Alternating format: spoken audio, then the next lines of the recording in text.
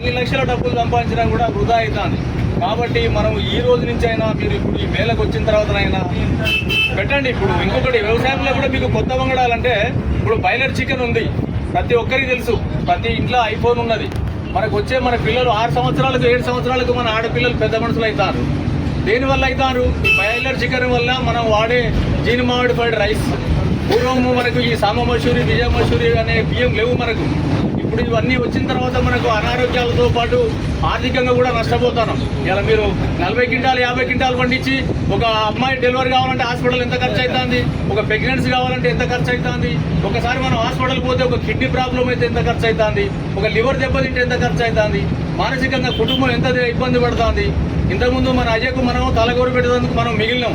ఇప్పుడు మన ఉన్న పిల్లలకు తండ్రులు తలగోరు పెట్టే పరిస్థితి వస్తుంది. ఈ మందుల కూడు తినడం వల్ల మెంటల్గా మైండ్ మ్యాచర్ అయితే లేదు. ఒక పిల్లగానికి తండ్రి చెప్పే పరిస్థితి లేదు. తండ్రి చెప్పకుండా తండ్రి బండి కొనిస్తాడు. ఆ బండి వేసుకుపోయి వాడు ఎక్కడ పడతాడో మీ అందరూ తెలుసు. ఒక పిల్లని చదివితే అది ఇలా ఏం చేస్తుందో కూడా మీకు తెలుసు. ఈ పరిస్థితులలో మీరు ఈ రోజు నుంచి అయినా కొంచెం ఆలోచించుకొని ఈ జీను మాడిఫైడ్ రైస్ అనేది యూనివర్సిటీలో తయారైన విత్తనాలు కాకుండా మన తాతల తండ్రులు కొన్ని విత్తనాలు తయారు చేయించారు. మీ అందరికీ తెలుసు. ఇంతకుముందు మన ఆనకాయ ఎట్లా ఉండేది? ఆనకాయలు నీళ్లు పట్టుకొని పోయేటోళ్ళం మనం. ఇప్పుడు వచ్చే ఆనకాయలు నీళ్లు పట్టుకోగలుగుతామా? ఇంతకుముందు మన బీరకాయ ఎంత టేస్ట్ ఉండేది? ఇంతకుముందు మన రాములకాయలు పచ్చిమిరపకాయలు గోలించుకుంటూ రోడ్లో నూరుకుంటే ఎంత టేస్ట్ ఉండేది? ఇప్పుడు ఆ పరిస్థితి ఉందా మనకు? ఆ పరిస్థితి లేకుండా పోయింది. ఎంతమంది ఇళ్ళ కరివేపాకు చెట్లు ఉన్నాయి చేయలేకుండా? ఎంతమంది ఇళ్ళ నిమ్మ చెట్టు ఉన్నది? ఎంతమంది ఇళ్ళ నిమ్మ చెట్టు? ఓకే, సంతోషం. ఇలాంటివి మనం చిన్న చిన్న ట్రిక్స్ ఇవి వాడడం వల్ల కొంతవరకు మనకు ఆరోగ్యము సహకరిస్తుంది. రాబోయే రోజుల్లో మనకు పిల్లలకు ఆస్తులు ఇచ్చుడు కాదు, ఆరోగ్యాన్ని ఇవ్వాలంటే ఇప్పటి నుంచైనా మీరు ఈ సామ మసూరి, విజయ మసూరి బియ్యం కావు. మనకు వచ్చే రోగాలలో 50% బీపీ షుగర్లు రావడానికి కారణం సామ మసూరి, విజయ మసూరి బియ్యం. మీరు పెట్టుకోదలుచుకుంటే దేశీ విత్తనాలని కొన్ని ఉంటాయి. భూమి మీద మానవులు పుట్టినప్పుడు భగవంతుడు ఏమి ఇచ్చిండంటే పక్షులకు పనులు ఇచ్చిండు. వాటికి రోగాలున్నాయా? ఏ పక్షి కన్నా హాస్పిటల్ ఉందా? జంతువులకు గడ్డి ఇచ్చిండు. మన అయ్యా ఎన్నడు కూడా గవర్నమెంట్ హాస్పిటల్కు గొడ్డ దావకానికి ఎద్దును తీసుకపోలే. ఇవాళ మన పరిస్థితి ఏమున్నది? అయిపోయిందా? తాడి చెట్టుకి ఎవరన్నా మందేస్తానరా?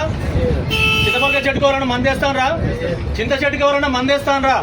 ఈ ఏ చెట్టుకు అడవిల చెట్లకు మందు లేనప్పుడు మనము భూమి మీద ఎందుకు మందు పోసి భూమి ఆరోగ్యం ఖరాబ్ చేసి ఆ భూమిలో వచ్చిన పంట తిని మనం ఎందుకు ఆరోగ్యం ఖరాబ్ చేసుకుంటాం?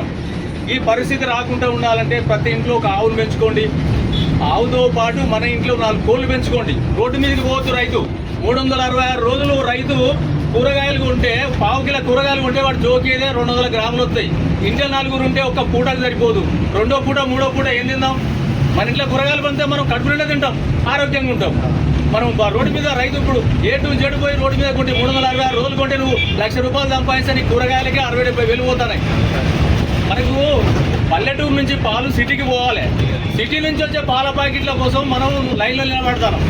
మన ఊళ్ళో మొత్తం కొడితే మనకు పక్కింట్లో ఒక చెంబడు పెరుగు దొరుకుతలేదు. నువ్వు పెళ్లికి ఆర్డర్ ఇస్తే 10 ప్యాకెట్ల పెరుగు వస్తుంది. ఏడ తయారవుతుంది పెరుగు? ఎక్కడి నుంచి వస్తున్నాయి పాల ప్యాకెట్లు? నువ్వు వ్యవసాయం చేస్తూని భూమి ఉన్నోని పిల్ల మొగలు బయకాడిపోతావు, ఇంట్లో పాలు లేవు. కానీ హైదరాబాద్ సిటీలో ఏసీలో ఉంటాడు పాలు పంపిస్తాడు మనకు. ఇది కొంచెం ఆలోచించండి. ఇది పెద్ద పనేం కాదు. ఒకప్పుడు మాకు అయ్యగారి పెళ్లికి ఇనుగుర్తుల పెళ్లి ఏంటంటే బిందెల కొద్ది పాలు మా ఊళ్ళు ఇచ్చేవాళ్ళు. ఇలా మా అయ్యగారి పిల్లలు కూడా వచ్చి ఇనుగుర్తుకు వచ్చి పాల ప్యాకెట్లు కొనుక్కొచ్చుకుంటారు. కొంచెం ఆలోచించండి, ఎక్కువ అవసరం లేదు ఇది.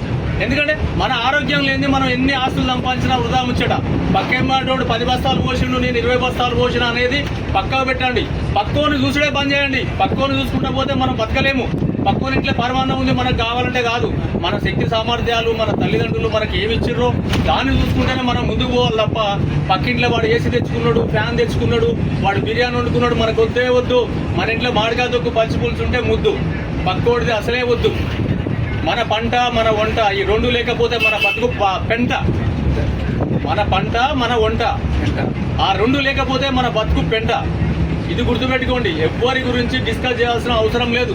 ఎప్పుడు ఒకరిని చూసి పోల్చుకోవద్దు. రైతు పక్క మంటల గురించి ఎప్పుడు పోల్చుకోవద్దు. పొద్దున్న లేగానే ఫస్ట్ ఇవాళ మన ఊళ్ళో యాపపుల్ల లేవా? ఎవరిని చూసినా పేస్ట్లు వాడతా. పేస్ట్ అంటే ఏంటిదా? పేస్ట్ అంటే కెమికల్ కాదా? ఆ కెమికల్ నోట్లేకపోతే క్యాన్సర్ వస్తలేదా? కలుపు మందు కొడితే వరాలు కూలిపోతాయి. వరాలు కూలిపోయిన తర్వాత నువ్వు ఆ కలుపు మందు కొట్టిన పంట తింటే నీ పేగులు ఉంటాయా? అంత పెద్ద వరం కూలిపోం కానీ పేగులు ఎంత? ఒకసారి ఆలోచించండి. ఈ పెద్ద విషయాలు ఏం కావు. మనం వీటిని తలుచుకుంటే ఇంత కొత్తది ఏం కాదు. గత 50-60 సంవత్సరాల కాడ నుంచి మనం మారినాము. ఇక మళ్ళీ ఒకసారి మనకు మార్పు కావాలంటే కంపల్సరీ ఇంకో కొద్ది రోజులు పోతే మనకు ఇంకో 20 daysలో జిలుగులు వస్తాయి. ఎంతమంది 100 ఏళ్ల మీద లెక్క పెట్టే మంది కూడా రైతులు ఫ్రీ సబ్సిడీ వచ్చిన జిలుగులు కూడా ఎత్తలేరు. ఆ భూమికి ఏమి ఇవ్వకపోతే మనకి ఏమొస్తుందా? ఇలా గవర్నమెంట్ అది బస్సు పెట్టింది కాబట్టి బస్సులో మనం పోతున్నాం కాబట్టి మీటింగ్ పోతాను. ఆ భూమికి కూడా రీఛార్జ్ చేయాలి కదా. సెల్లు బ్యాలెన్స్ అయిపోతే 5 నిమిషాలు రీఛార్జ్ చేయించేదాకా నిద్ర పడతలేదు. ఇంట్లో ఫ్యాన్ బంద్ అయితే వాడు మెకానికల్ వచ్చి రిపేర్ చేసేదాకా నిద్ర పడతలేదు. మరి నీ భూమికి ఛార్జింగ్ లేనప్పుడు నీకు ఎట్లా నిద్ర పడుతుందా? ఎండాకాలం వచ్చింది, దానికి కావాల్సింది ఎందుకు మొక్కజొన్న కాలబెడతాను? మొక్కజొన్న కాలబెట్టి ఉపయోగమైంది పొలాలు ఎందుకు కాలబెడతాను? మన చర్మం కాలిన మనిషి బతుకుతాడా? మరి భూమి చర్మం కాలిపోయిన తర్వాత సూక్ష్మజీవులు ఉంటాయి అలా. ఆ భూమి ఎట్లా పంట వస్తుంది మనకు? ఇవన్నీ ఒకసారి దృష్టి పెట్టండి. రాబోయే రోజులల్లో మన పిల్లలకు డబ్బులు ఇచ్చిపోతే ఎదవలవుతారు. ఇలా చూస్తూనే ఉన్నాం. ఎంతమంది పిల్లలు బాయికాడికి సర్ది తెస్తాను, ఎంతమంది పిల్లలు బాయికాడు రమ్మంటే ఈయనటోడు ఉన్నాడు. వాడు ఏమిటి తయారవుతాడు? బ్యాంక్ అకౌంట్ ఉంటే పైసలు ఇస్తే పోతాడు, బిర్యానీ తింటాడు, బండి మీద పోతాడు, జల్సా చేస్తాడు, వస్తాడు. అయ్య పోయి కొడుకు తలగోరు పెట్టే కాడికి వస్తాడు.